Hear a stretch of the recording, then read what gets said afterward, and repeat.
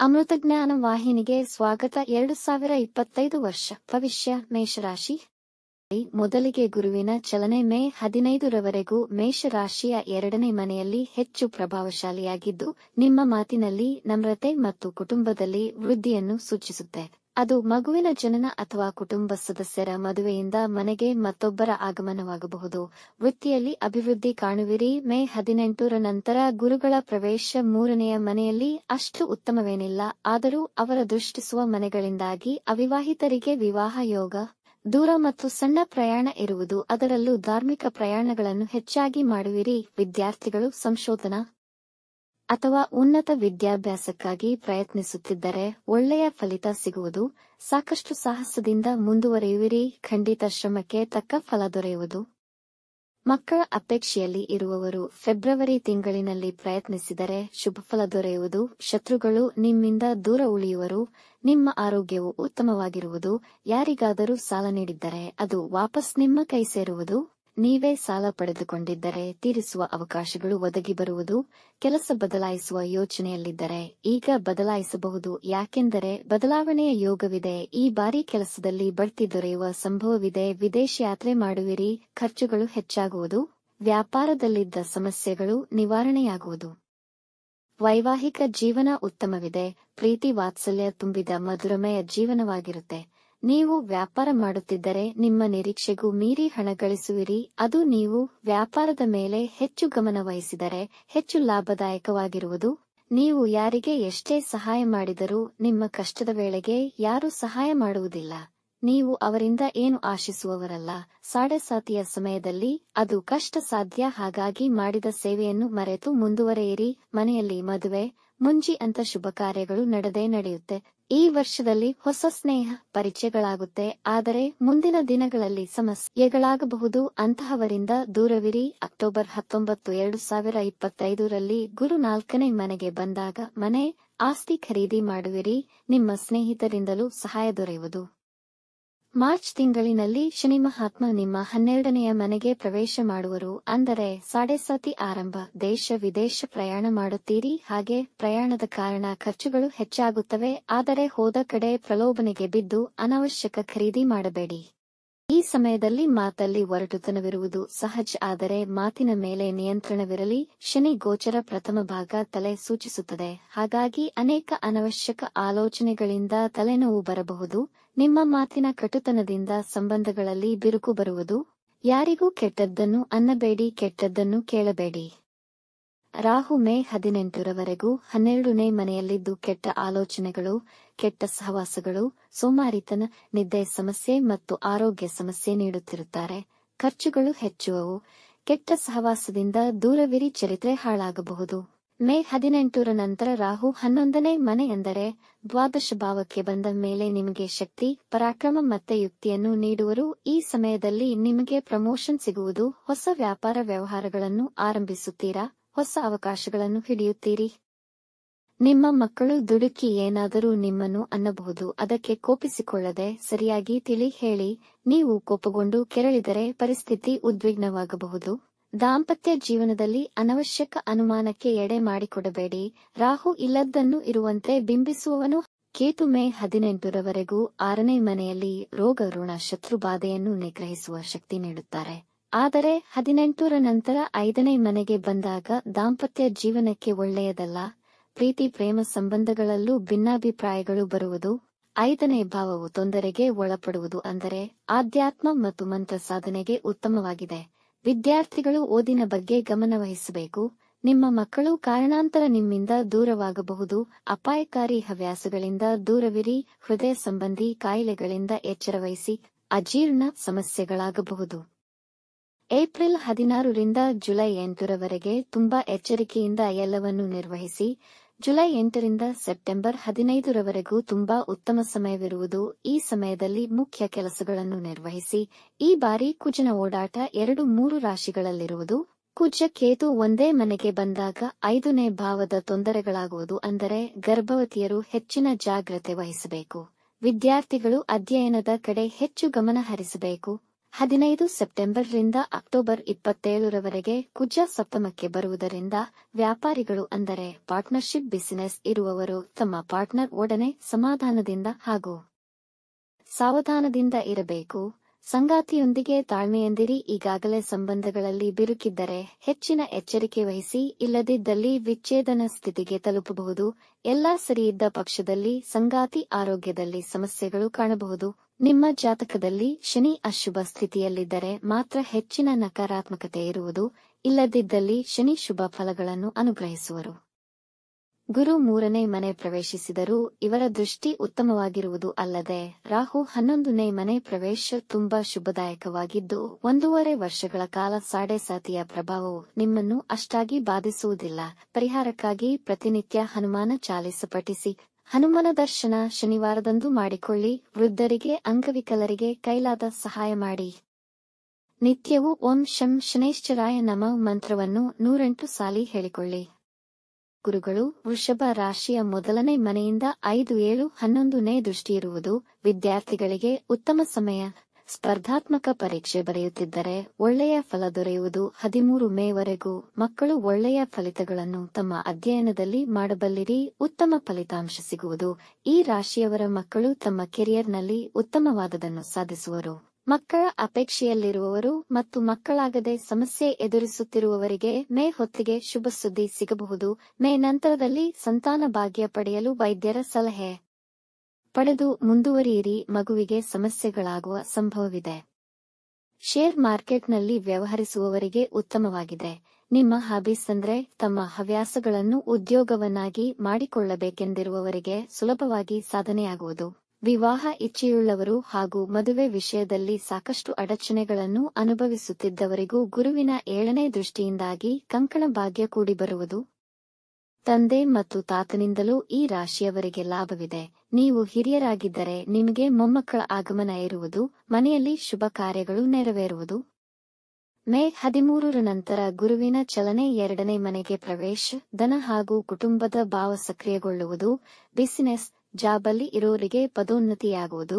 ಹೊಸ ಕೆಲಸ, ನಿಮಗಿಷ್ಟವಾದ ಕಡೆ ಟ್ರಾನ್ಸ್ಫರ್ಗಳು ಆಗುವುದು. ಅದಕ್ಕಾಗಿ ಸ್ವಲ್ಪ ಪರಿಶ್ರಮ ಹಾಕಬೇಕಾಗುತ್ತದೆ. ಅಕ್ಟೋಬರ್ 18ರವರೆಗೂ ಗುರು 2ನೇ ಮನೆಯಲ್ಲಿ ಇದ್ದಾಗ ಧನಾಗಮನ ಇರುವುದು. ಸೇವಿಂಗ್ಸ್ ಇರುತ್ತೆ. ಮಾತಿನಲ್ಲಿ ಬಹಳ ಮಧುರತೆ ಮತ್ತು ಆಕರ್ಷಕವಾಗುವುದು. ಕುಟುಂಬದಲ್ಲಿ, ಮಿತ್ರರಲ್ಲಿ ಮತ್ತು ಸಾಮಾಜಿಕ ವಲಯದಲ್ಲಿ ಜನ ನಿಮ್ಮನ್ನು ಮೆಚ್ಚುವರು. 18 ಅಕ್ಟೋಬರ್ ನಂತರ ಕೆಲ ದಿನ ಗುರುಗಳು 3ನೇ ಮನೆಗೆ ಪ್ರವೇಶಿಸುವರು. ಲಾಭಕ್ಕೆ ಈ ಸಮಯ ಉತ್ತಮವಾಗಿದೆ. ನಿಮ್ಮ ಕಿರಿಯ ಒಡಹುಟ್ಟಿದವರಿಗೂ ಸಮಯ ಉತ್ತಮವಾಗುವುದು. ಬರಹಗಾರರು, ಕಂಟೆಂಟ್ ಕ್ರಿಯೇಟರ್ಸ್, ಸೇಲ್ಸ್, ಮಾರ್ಕೆಟಿಂಗ್ ಹಾಗೂ ಮೋಟಿವೇಶನಲ್ ಸ್ಪೀಕರ್ಸ್ಗೆ ಉತ್ತಮವಾಗಿದೆ.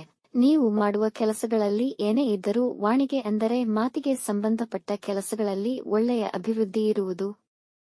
ತುಂಬಾ ಪಾಸಿಟಿವಿಟಿಯನ್ನು ಹೊತ್ತು ತರಲಿದೆ. ಈ ವರ್ಷ ಹೊಸತನ್ನು ಪ್ರಾರಂಭಿಸುವ ಯೋಚನೆ ಮಾಡುವಿರಿ. ಹೊಸ ಬಿಸಿನೆಸ್ ಪ್ರಾರಂಭಿಸಬಹುದು. ಜುಲೈ ತಿಂಗಳಲ್ಲಿ ನಿಮ್ಮ ವಿಚಾರಗಳನ್ನು ಕಾರ್ಯರೂಪಕ್ಕೆ ತರುವಿರಿ. 9 ಡಿಸೆಂಬರ್ ಗುರುಗಳು ವಕ್ರಿಯಾಗಿ 2ನೇ ಮನೆ ಪ್ರವೇಶಿಸುವರು. ವರ್ಷದ ಕೊನೆಯವರೆಗೂ ಇಲ್ಲೇ ಇರುವರು. ಆಗ ಮೇಲೆ ತಿಳಿಸಿರುವ 2ನೇ ಮನೆಯ ಒಳಿತುಗಳನ್ನು ಮತ್ತೆ ಪಡೆಯುವಿರಿ. ಇನ್ನು ಶನಿಯು ವೃಷಭ ರಾಶಿಯವರಿಗೆ ಯೋಗ ಕಾರಕನಾಗಿದ್ದು ಲಾಭ ಭಾವದಲ್ಲಿ 29 ಮಾರ್ಚ್ನಲ್ಲಿ ಪ್ರವೇಶಿಸುವರು. ಭಾಗ್ಯ ಕರ್ಮಾಧಿಪತಿ ಸ್ವಾಮಿ 11ನೇ ಮನೆಗೆ ಬಂದಾಗ ಧನಯೋಗ ನಿರ್ಮಾಣವಾಗುವುದು. 29 ಮಾರ್ಚ್ವರೆಗೂ ಜವಾಬ್ದಾರಿಗಳು ಹೆಚ್ಚುವುದು. ಪರಿಶ್ರಮವಿರುವುದು. ಸ್ವಲ್ಪ ಸಮಯ ಕಷ್ಟಕರವಾಗಿದ್ದರೂ ತಾಳ್ಮೆಯಿಂದ ಈ ಸಮಯವನ್ನು ನಿರ್ವಹಿಸಿದರೆ ಮುಂದಿನ ದಿನಗಳು ಉತ್ತಮವಿರುವುದು. ಮುಂದಿನ 2.5 ವರ್ಷ ತುಂಬಾ ಲಾಭದಾಯಕವಾಗಿರುವುದು. ಏಪ್ರಿಲ್ 18 ಶನಿ ಹಾಗೂ ರಾಹು ಹತ್ತಿರದ ಕಂಜಂಕ್ಷನ್ನಲ್ಲಿ ಇರುವುದರಿಂದ ವೃತ್ತಿಗೆ ಸಂಬಂಧಪಟ್ಟ ನಿರ್ಧಾರಗಳನ್ನು ಮಾಡದಿರಿ. ನಿಮ್ಮ ವೃತ್ತಿ ತೊಂದರೆಗೊಳಗಾಗಬಹುದು. ಈ ಸಮಯದಲ್ಲಿ ಯಾವುದೇ ಮುಖ್ಯ ನಿರ್ಧಾರಗಳನ್ನು ತೆಗೆದುಕೊಳ್ಳುವುದು ಬೇಡ. ಒಂದು ವೇಳೆ ತೆಗೆದುಕೊಳ್ಳಬೇಕಾಗಿದ್ದಲ್ಲಿ ಪಂಡಿತರ ಅಭಿಪ್ರಾಯ ಪಡೆದುಕೊಳ್ಳಿ.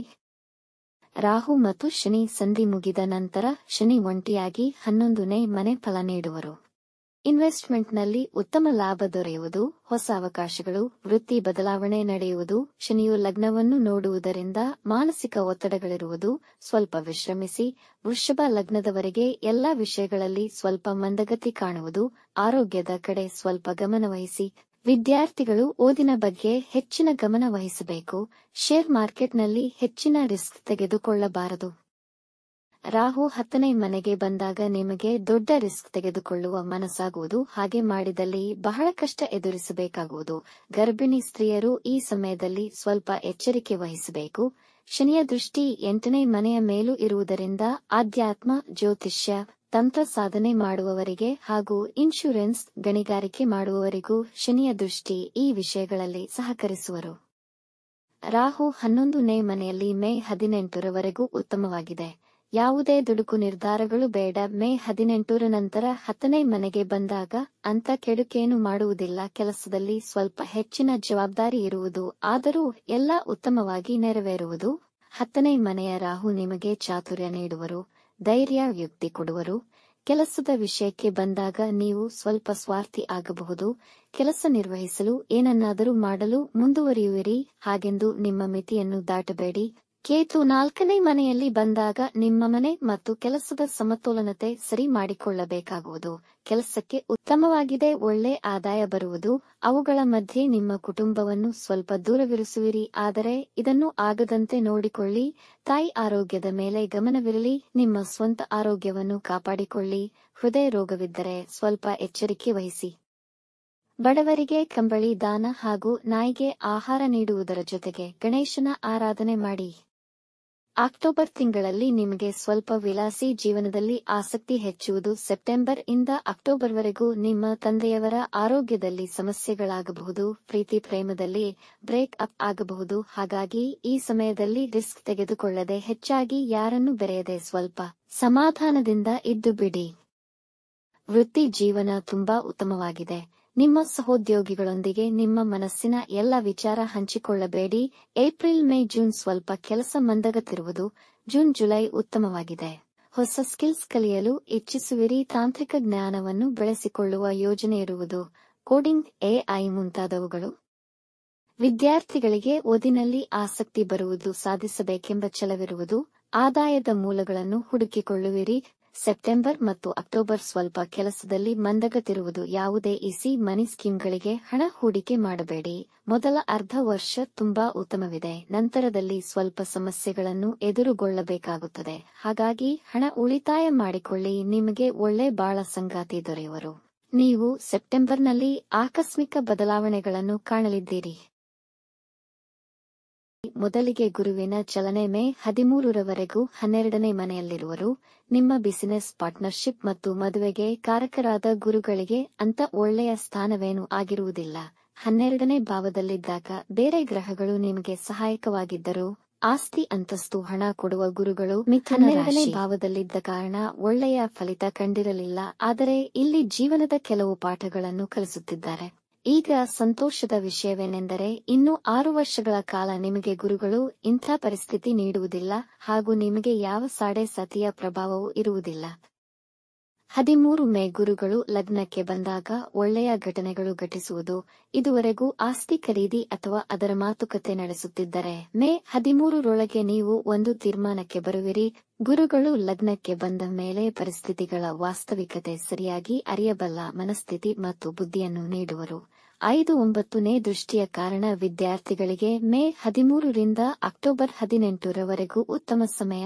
ಹೊಸ ವಿಷಯ ಅರಿಯಲು, ಹೊಸ ಆವಿಷ್ಕಾರ ಹಾಗೂ ಕಾಂಪಿಟೇಟಿವ್ ಎಕ್ಸಾಮ್ಸ್ ಕ್ರ್ಯಾಕ್ ಮಾಡಲು ಸಹಕರಿಸುವುದು.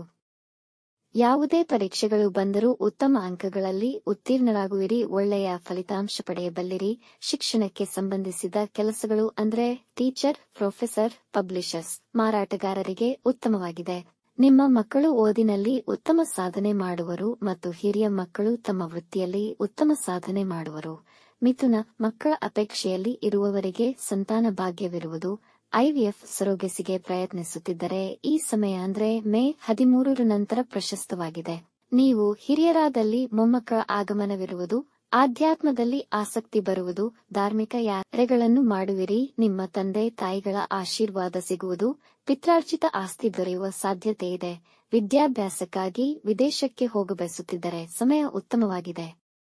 18 ಅಕ್ಟೋಬರ್ನಿಂದ 2 ತಿಂಗಳ ಕಾಲ ಗುರುಗಳು ಉಚ್ಚವಾಗುವುದರಿಂದ ನಿಮ್ಮ ಆದಾಯದ ಮೂಲ ತೆರೆದುಕೊಳ್ಳುವುದು. ನಿಮ್ಮ ಸೇವಿಂಗ್ಸ್ ಕೂಡ ಹೆಚ್ಚುವುದು. ಹೊಸ ಕೆಲಸಕ್ಕೆ ಪ್ರಯತ್ನಿಸುತ್ತಿದ್ದರೆ, ಅದಕ್ಕಾಗಿ ಇಂಟರ್ವ್ಯೂ ನೀಡಿದ್ದರೆ ಹೊಸ ಕೆಲಸ ಸಿಗುವುದು. ಈ ಸಮಯದಲ್ಲಿ ನಿಮಗೆ ಮಾಮೂಲಿಗಿಂತಲೂ ಹೆಚ್ಚಿನ ಆಹಾರ ಸೇವನೆ ಮಾಡುವ ಬಯಕೆ ಇರುವುದು, ಆದರೆ ಸ್ವಲ್ಪ ಆಹಾರದ ಆಯ್ಕೆಯ ವಿಷಯದಲ್ಲಿ ಎಚ್ಚರವಿರಲಿ. ತೂಕ ಹೆಚ್ಚಾಗಬಹುದು, ಕೊಲೆಸ್ಟ್ರಾಲ್ ಹೆಚ್ಚಾಗುವ ಸಂಭವವಿದೆ. 4 ಡಿಸೆಂಬರ್ ಮತ್ತೆ ಗುರುಗಳು ಲಗ್ನಕ್ಕೆ ಬಂದ ಮೇಲೆ ಮತ್ತೆ ಮೊದಲು ತಿಳಿಸಿದಂತೆ ಎಲ್ಲ ನೆರವೇರುವುದು. 13 ಮೇ ನಂತರ ಜೀವನದಲ್ಲಿ ಸಕಾರಾತ್ಮಕ ಬದಲಾವಣೆಯನ್ನು ತರಲಿದ್ದಾರೆ. ಶನಿಯು ಮಿಥುನ ರಾಶಿಗೆ 8ನೇ ಮತ್ತು 9ನೇ ಭಾವದ ಅಧಿಪತಿಯಾಗಿದ್ದು 29 ಮಾರ್ಚ್ 10ನೇ ಭಾವಕ್ಕೆ ಬರುವರು. 10ನೇ ಭಾವ ಎಂದರೆ ಕರ್ಮಪ್ರಧಾನ ಭಾವ. ಕೆಲಸದಲ್ಲಿ ಹೆಚ್ಚಳ, ಜವಾಬ್ದಾರಿಯಲ್ಲೂ ಕೂಡ ಹೆಚ್ಚಳವನ್ನು ಕಾಣುವಿರಿ. ಇಷ್ಟು ಕಾಲ ಕೆಲಸಗಳನ್ನು ಮುಂದೂಡುವುದು ಅಥವಾ ಮತ್ತೊಬ್ಬರ ಮೇಲೆ ಕೆಲಸಗಳನ್ನು ಎಳೆಯುವವರಾಗಿದ್ದರೆ ಈಗ ಶನಿ ನೀವು ಆ ಕೆಲಸಗಳನ್ನು ಮಾಡುವವರೆಗೂ ನಿಮ್ಮನ್ನು ಬಿಡುವವರಲ್ಲ. ಹಾಗಾಗಿ ಶ್ರದ್ಧೆಯಿಂದ ಕೆಲಸ ಮಾಡಿ, ಖಂಡಿತ ಮುಂದಿನ ದಿನಗಳಲ್ಲಿ ಒಳಿತು ಮಾಡುವರು. ಈ ಸಮಯದಲ್ಲಿ ಕೆಲಸವಿಲ್ಲದವರಿಗೂ ಕೆಲಸ ದೊರೆತು ಹೆಚ್ಚಿನ ಪರಿಶ್ರಮ ಹಾಗೂ ಓಡಾಟವಿರುವುದು. ಕೆಲಸದ ಹೆಚ್ಚಳದ ಜೊತೆಗೆ ಕೆಲಸದ ಕಾರಣ ಪ್ರಯಾಣಗಳಿರುವುದು. ಹಾಗಾಗಿ ನೀವು ಮನೆ ಮತ್ತು ಕೆಲಸದ ಸಮತೋಲನತೆಯನ್ನು ಕಾಪಾಡಬೇಕಾಗುವುದು. ಹಾಗಾಗಿ ಒತ್ತಡ ಮಾಡಿಕೊಳ್ಳದೆ ಎಲ್ಲವನ್ನೂ ನಿಭಾಯಿಸಬೇಕಾದ ಸಮಯ. ಇಲ್ಲದಿದ್ದಲ್ಲಿ ಆರೋಗ್ಯ ಕೆಡುವುದು. ಶನಿ, ರಾಹು ಒಂದೇ ಮನೆಯಲ್ಲಿ ಇರುವರು. 30 ಮಾರ್ಚ್ನಿಂದ 18 ಮೇವರೆಗೂ ಬಹಳ ಎಚ್ಚರಿಕೆಯಿಂದ ಎಲ್ಲವನ್ನೂ ನಿರ್ವಹಿಸಬೇಕಾಗುವುದು. ವಾದವಿವಾದಗಳಿಂದ ದೂರವಿರಿ. ಈ 50 ದಿನದಲ್ಲಿ ಯಾವುದೇ ಮುಖ್ಯ ನಿರ್ಧಾರಗಳನ್ನು ತೆಗೆದುಕೊಳ್ಳುವುದು ಬೇಡ. ಉದ್ಯೋಗದ ಬದಲಾವಣೆ ಬಗ್ಗೆ ಯೋಚನೆ ಮಾಡದಿರುವುದು ಉತ್ತಮ. ದೇವಿಯ ಪೂಜೆ ಹಾಗೂ ವಿಷ್ಣು ಸಹಸ್ರನಾಮ ಪಠಿಸಿ. 10ನೇ ಭಾವವು ಶನಿಯ ಕರ್ಮ ಪ್ರಧಾನ ಸಮಯವಾದ್ದರಿಂದ ಹೊಸದಾಗಿ ಕೆಲಸಕ್ಕೆ ಸೇರುವವರಿಗೆ ಇದು ಪರಿಶ್ರಮ, ಓಡಾಟ ಮತ್ತು ಒಳ್ಳೆಯ ಕಲಿಕೆಯ ಸಮಯವಾಗುವುದು. 2027ರಲ್ಲಿ 11ನೇ ಭಾವಕ್ಕೆ ಶನಿ ಬಂದಾಗ ಉನ್ನತ ಸ್ಥಾನಗಳನ್ನು ಹೊಂದಬಲ್ಲಿರಿ. ರಾಹು 10ನೇ ಮನೆಯಲ್ಲಿರುವರು. 10ನೇ ಮನೆಯಿಂದಾಗಿ ಅಂತಹ ತೊಂದರೆ ಏನೂ ಇರುವುದಿಲ್ಲ. ಎಲ್ಲಾ ಕೆಲಸಗಳು ಇದುವರೆಗೂ ನಡೆದಂತೆ ನಡೆಯುವುದು. ಆದರೆ ಶನಿ, ರಾಹು ಸಂಧಿಯ ಸಮಯದಲ್ಲಿ ಕೆಲಸದ ಒತ್ತಡ ಹಾಗೂ ಓಡಾಟ ಕಾಣಬಹುದು. ಮೇ 18 ರಾಹು 9ನೇ ಮನೆಗೆ ಪ್ರವೇಶಿಸಿದ ಮೇಲೆ ನಿಮಗೆ ಕೆಲವು ಅನುಚಿತ ಕೆಲಸ ಕಾರ್ಯಗಳಲ್ಲಿ ಆಸಕ್ತಿ ಬೆಳೆಯುವುದು. ಕೆಟ್ಟ ಸಹವಾಸ, ಅನೈತಿಕ ಚಟುವಟಿಕೆಗಳಲ್ಲಿ ಪಾಲ್ಗೊಳ್ಳುವ ಮನಸ್ಸಾಗುವುದು. ಇವುಗಳಿಂದ ದೂರ ಉಳಿಯಿರಿ. ತಂದೆ ಮತ್ತು ಗುರುಗಳೊಂದಿಗೆ ವಾದ ವಿವಾದಗಳಿಗೆ ಇಳಿಯಬೇಡಿ. ಅವರ ಆಶೀರ್ವಾದ ಪಡೆದುಕೊಳ್ಳುತ್ತೀರಿ. ಒಳ್ಳೆಯ ಮಾತುಗಳನ್ನು ನೀವು ಕೇಳುವುದಿಲ್ಲ. ಇದರಿಂದ ವಿವಾದಗಳು ಬರಬಹುದು. ಹಾಗಾಗಿ ದೇವಿಯ ಪೂಜೆಯನ್ನು ನಿತ್ಯ ತಪ್ಪದೇ ಮಾಡಿ. ಕೇತು ಮೇ 18ರವರೆಗೂ 4ನೇ ಭಾವದಲ್ಲಿ ಇರುವರು. ಆಗ ನಿಮ್ಮಲ್ಲಿ ಏನೋ ಅಸಹಜ ಮನೋಭಾವನೆ ಇರುವುದು. ತಾಯಿಯೊಡನೆ ಸ್ವಲ್ಪ ಅಸಮಾಧಾನ ಕೂಡ ಇರುವುದು. ಮೇ 18ರ ನಂತರದಲ್ಲಿ ಕೇತು 3ನೇ ಭಾವಕ್ಕೆ ಬಂದಾಗ ನಿಮ್ಮಲ್ಲಿ ಉತ್ಸಾಹ, ಎಲ್ಲವನ್ನೂ ಸಾಧಿಸುವ ಮನೋಲ್ಲಾಸ ಬರುತ್ತದೆ. ಕೇತು 3ನೇ ಮನೆಯಲ್ಲಿ ತುಂಬಾ ಉತ್ತಮವಿರುವುದು. ನಿಮ್ಮಲ್ಲಿ ಸ್ಪರ್ಧಾತ್ಮಕತೆ ಹೆಚ್ಚುವುದು.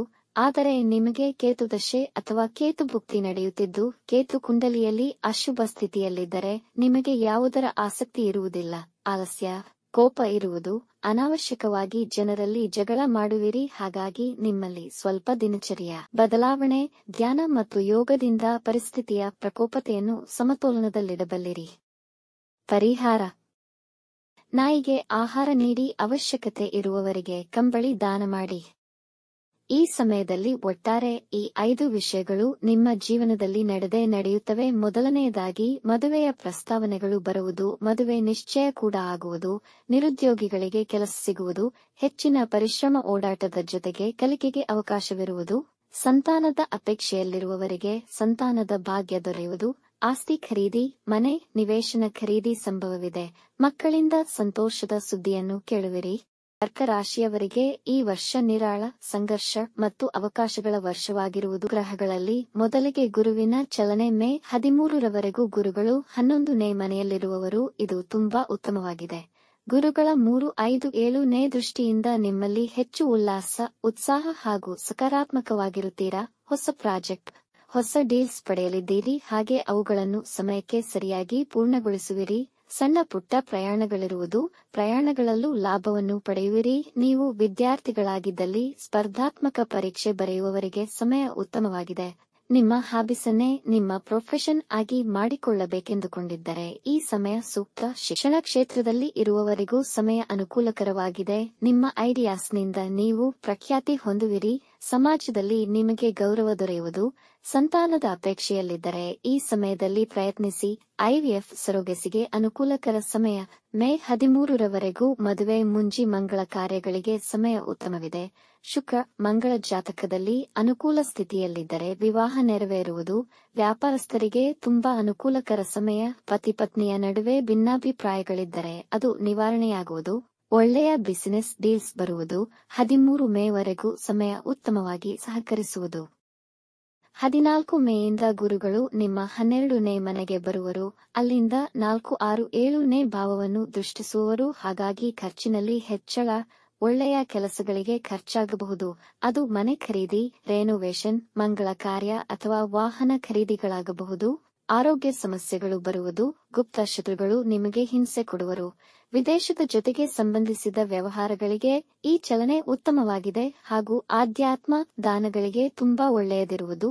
ಚಾರಿಟೀಸ್ ಮಾಡುವುದು ಉತ್ತಮ. ಸಾಧ್ಯವಾದಷ್ಟು ದಾನ ಧರ್ಮಗಳನ್ನು ಮಾಡುವುದರಿಂದ ನಿಮ್ಮ ಆಸ್ಪತ್ರೆ ಖರ್ಚುಗಳಲ್ಲಿ ನಿಯಂತ್ರಣವಿರುವುದು ಹಾಗೂ ನಿಮ್ಮ ಆರೋಗ್ಯದಲ್ಲಿ ಅಂಥ ಸಮಸ್ಯೆಗಳು ಕಾಡುವುದಿಲ್ಲ. ಈ ಸಮಯದಲ್ಲಿ ವಾದವಿವಾದಗಳಲ್ಲಿ ತೊಡಗಬೇಡಿ. ಯಾರನ್ನೂ ನಂಬಿ ಹಣವನ್ನು ನೀಡಬೇಡಿ. ಹಣ ವಾಪಸ್ಸಾಗುವುದು ಕಷ್ಟವಾಗಬಹುದು. ಈ ಸಮಯದಲ್ಲಿ ನಿಮ್ಮ ತೂಕ ಹಾಗೂ ಕೊಲೆಸ್ಟ್ರಾಲ್ ಹೆಚ್ಚಬಹುದು. ಅಕ್ಟೋಬರ್ 18ರಿಂದ ಗುರುಗಳು ಉಚ್ಚವಾಗಿ ಮತ್ತೆ ನಿಮ್ಮ ರಾಶಿಗೆ ಬರುವರು. ಆಗ ಆ 2 ತಿಂಗಳು ನಿಮಗೆ ಉತ್ತಮವಾಗಿರುವುದು. ಡಿಸೆಂಬರ್ನಲ್ಲಿ ಮತ್ತೆ 12ನೇ ಮನೆಗೆ ಬಂದಾಗ ಮತ್ತದೇ ಸಮಸ್ಯೆಗಳು ಪ್ರಾರಂಭವಾಗುವುದು. ಗುರುಗಳ ಅನುಗ್ರಹಕ್ಕಾಗಿ ಗುರುವಾರ ಉಪವಾಸ ಮಾಡಿ. ವಿದ್ಯಾರ್ಥಿಗಳಿಗೆ ಓದಿಗೆ ಸಹಾಯ ಮಾಡಿ. ಓಂ ಗ್ರಾಂ ಗ್ರೀಂ ಗ್ರೌಂ ಸಹ ಗುರುವೇ ನಮಃ ಮಂತ್ರವನ್ನು 108 ಬಾರಿ ಹೇಳಿಕೊಳ್ಳಿ. ಕಟಕ ರಾಶಿಯವರಿಗೆ ತುಂಬಾ ಸಮಾಧಾನಕ ವಿಷಯವೇನೆಂದರೆ 29 ಮಾರ್ಚ್ ಅಷ್ಟಮ ಶನಿ ಕೊನೆಗೊಳ್ಳುವುದು. ಶನಿ 9ನೇ ಮನೆಯ ಪ್ರವೇಶ. ಅಷ್ಟಮ ಶನಿಯಿಂದ ನಿರಾಳತೆಯನ್ನು ಕೊಡುವುದು. 2.5 ವರ್ಷಗಳಿಂದ ತುಂಬಾ ಮಾನಸಿಕ ಒತ್ತಡ, ಕುಟುಂಬದ ಸಮಸ್ಯೆಗಳ ತೊಳಲಾಟದಿಂದ ಕಳೆದಿದ್ದೀರಿ. ಆದರೂ ಗುರುಗಳ ಅನುಗ್ರಹವಿದ್ದರಿಂದ ಹೇಗೋ ಪಾರಾಗಿದ್ದೀರಾ. ಗುರುಗಳು ಕೆಟ್ಟ ಭಾವದಲ್ಲಿ ಇದ್ದಿದ್ದರೆ ತುಂಬಾ ಕಷ್ಟ ನಷ್ಟಗಳನ್ನು ಅನುಭವಿಸಬೇಕಿತ್ತು. 30 ಮಾರ್ಚ್ರಿಂದ 50 ದಿನಗಳ ಕಾಲ ಶನಿ ರಾಹು ಒಂದೇ ಮನೆಯಲ್ಲಿ ಇರುವರು. ಹಾಗಾಗಿ ನಿಮಗೆ ನಿಮ್ಮ ಬಿಸಿನೆಸ್ ಪಾರ್ಟ್ನರ್ನೊಂದಿಗೆ ಭಿನ್ನಾಭಿಪ್ರಾಯ ಏರ್ಪಡಬಹುದು. ನಿಮ್ಮ ತಂದೆ, ನಿಮ್ಮ ಗುರು ಹಿರಿಯರು ನಿಮ್ಮ ಮೇಲೆ ಬೇಸರಿಸಿಕೊಂಡು ದೂರ ಹೋಗಬಹುದು. ಈ ಸಮಯದಲ್ಲಿ ಯಾವುದೇ ಮುಖ್ಯ ನಿರ್ಧಾರಗಳನ್ನು ತೆಗೆದುಕೊಳ್ಳುವುದು ಬೇಡ. ಹಿರಿಯರ ಆಶೀರ್ವಾದ ಪಡೆದುಕೊಳ್ಳಿ.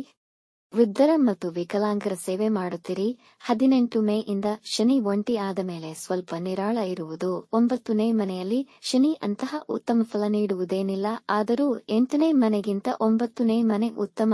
8ನೇ ಮನೆಯಲ್ಲಿ ಅಸ್ತವ್ಯಸ್ತಗೊಂಡಿದ್ದ ಸ್ಥಿತಿಯನ್ನು ಈಗ ತಿಳಿಗೊಳಿಸುವಿರಿ. ಮನೆಯಲ್ಲಿ ನೀವು ಮಾಡುವ ಕಾರ್ಯಗಳಲ್ಲಿ ಹೆಚ್ಚಿನ ಗಮನವಿರಬೇಕು. ಶನಿಯ ಭಾಗ್ಯದ ಮೇಲಿನ ದೃಷ್ಟಿ ಹೆಚ್ಚಿನ ಅಭಿವೃದ್ಧಿ ಸೂಚಿಸುತ್ತದೆ. ನೀವು ಹಾಕಿದ ಶ್ರಮಕ್ಕೆ ತಕ್ಕ ಫಲ ದೊರೆಯುವುದು. ಆದರೆ ಅದು ಸ್ವಲ್ಪ ತಡವಾಗಬಹುದು. ಹಿರಿಯರ ಮತ್ತು ಗುರುಗಳ ಸೇವೆ ಮಾಡಿ. ಶನಿ ಬೀಜಮಂತ್ರವಾದ ಓಂ ಪ್ರಾಂ ಫ್ರೀಂ ಪ್ರೌಂ ಸಹ ಶನೈಶ್ಚರಾಯ ನಮಃ 108 ಬಾರಿ ಹೇಳಿಕೊಳ್ಳಿ.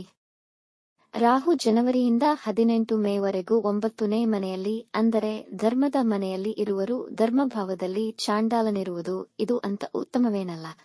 ಮಾರ್ಚ್ನಲ್ಲಿ ಅನೇಕ ಗ್ರಹಗಳ ಕೂಟ ಗ್ರಹಣವು ಇರುವುದರ ಜೊತೆಗೆ ಶನಿ ರಾಹು ಯುತಿ ಇರುವುದು. ಹಾಗಾಗಿ ನಕಾರಾತ್ಮಕ ಜನರಿಂದ ದೂರವಿರಿ. ನಕಾರಾತ್ಮಕ ಚಟುವಟಿಕೆಗಳಿಗೆ ಹೋಗಬೇಡಿ. ಧರ್ಮದ ವಿಷಯವಾಗಿ ಯಾವುದೇ ವಿವಾದಾತ್ಮಕ ಹೇಳಿಕೆ ಮತ್ತು ವರ್ತನೆ ಮಾಡಬೇಡಿ. ಅನೈತಿಕ ಕಾರ್ಯಗಳಲ್ಲಿ ತೊಡಗಿದರೆ ರಾಹು 8ನೇ ಮನೆಗೆ ಬಂದಾಗ ತೊಂದರೆಗೀಡು ಮಾಡುವರು.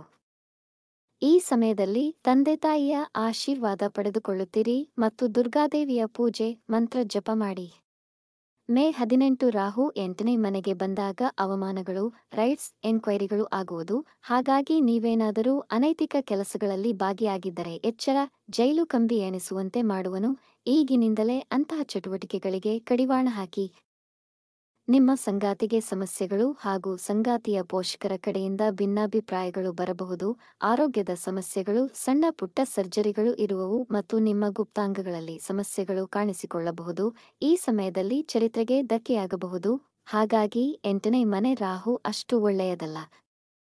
ಪರಿಹಾರವಾಗಿ ಶಿವನ ಪೂಜೆ ಹಾಗೂ ದುರ್ಗಾ ಪೂಜೆ ಮಾಡಿ. ಮೇ 18ರವರೆಗೂ ಕೇತು 3ನೇ ಭಾವದಲ್ಲಿರುವರು. ಈ 3ನೇ ಮನೆಯು ಕೇತುಗೆ ತುಂಬಾ ಪ್ರಿಯವಾದದ್ದು. ನಿಮ್ಮ ಮಾತಿನಲ್ಲಿ ಸ್ಪಷ್ಟತೆ ನಿಮಗೆ ವಿಜಯವನ್ನು ತಂದುಕೊಡುವಲ್ಲಿ ಸಹಕರಿಸುವುದು. ಪೊಲೀಸ್, ಆರ್ಮಿ, ಸ್ಪೋರ್ಟ್ಸ್ಗೆ ಸಂಬಂಧಿಸಿದವರು ಉನ್ನತಿಯನ್ನು ಕಾಣುವಿರಿ. 18 ಮೇ ನಂತರ ಕೇತು 2ನೇ ಮನೆಗೆ ಬರುವರು. 2ನೇ ಮನೆ ಅಷ್ಟು ಸಮಾಧಾನಕರವಲ್ಲ. ನಿಮ್ಮ ಮಾತಿನಲ್ಲಿ ಕರ್ಕಶ ತುಂಬಿರುವುದು, ಕಠಿಣತೆ ಇರುವುದು, ಕುಟುಂಬದವರೊಡನೆ ಸಂಬಂಧ ಹಾಳಾಗುವುದು, ನಿಮಗೆ ಆಹಾರ ರುಚಿಸುವುದಿಲ್ಲ. ಅದಕ್ಕೆ ಅನಿವಾರ್ಯ ಕಾರಣಗಳಿರುವುದು. ಹಾಸ್ಟೆಲ್ನಲ್ಲಿ ಅಥವಾ ಪಿಜಿಗಳಲ್ಲಿ ಇರಬೇಕಾದ ಪರಿಸ್ಥಿತಿ ಇದ್ದು ಅಲ್ಲಿನ ಆಹಾರ ನಿಮಗೆ ಹಿಡಿಸದೇ ಇರಬಹುದು. ಕಣ್ಣು ಮತ್ತು ಹಲ್ಲುಗಳ ಸಮಸ್ಯೆ ಬರುವುದು. ಹಣಕಾಸಿನ ಪರಿಸ್ಥಿತಿ ಕೆಡಬಹುದು. ಉಳಿತಾಯ ಕೂಡ ಕಮ್ಮಿಯಾಗುವುದು. ಅದಕ್ಕಾಗಿ ಪರಿಹಾರವಾಗಿ ಗಣೇಶನ ಪೂಜೆ ಮಾಡಿ ಬೀದಿ ನಾಯಿಗೆ ಆಹಾರವನ್ನು ನೀಡಿ. ನಿಮ್ಮ ಕೈಯಲ್ಲಿ ಸಾಧ್ಯವಾದರೆ ಬಡವರಿಗೆ ಕಂಬಳಿ ದಾನ ಮಾಡಿ. ಒಟ್ಟಾರೆ ಕರ್ಕ ರಾಶಿಯವರಿಗೆ ಈ ವರ್ಷ ಈ 6 ವಿಷಯಗಳಲ್ಲಿ ತಪ್ಪದೇ ಎಚ್ಚರಿಕೆ ವಹಿಸಿ. ಮೊದಲನೆಯದಾಗಿ, ಮಾರ್ಚ್ ಕೊನೆಯಿಂದ ಕಣ್ಣಿನ ಸಮಸ್ಯೆಗಳು ಬರಬಹುದು. ಕಣ್ಣಲ್ಲಿ ಉರಿ, ಹಲ್ಲುಗಳಲ್ಲಿ ಸಮಸ್ಯೆ ಕಾಣಿಸಿಕೊಳ್ಳುತ್ತೆ. 2ನೇದಾಗಿ, ಕುಟುಂಬದಲ್ಲಿ ವಾದಗಳು ಇದ್ದೇ ಇರುತ್ತೆ. 3ನೇದಾಗಿ, ಅಷ್ಟಮ ಶನಿ ಮುಕ್ತಾಯ ಆಗೋದ್ರಿಂದ ಅರ್ಧಕ್ಕೆ ನಿಂತ ಕೆಲಸಗಳು ಮಾಡಬೇಕು ಅಂತ ಆಗದೆ ನಿಲ್ಲಿಸಿದ ಕಾರ್ಯಗಳು ಕೂಡ ಪುನರಾರಂಭಗೊಳ್ಳುವುದು.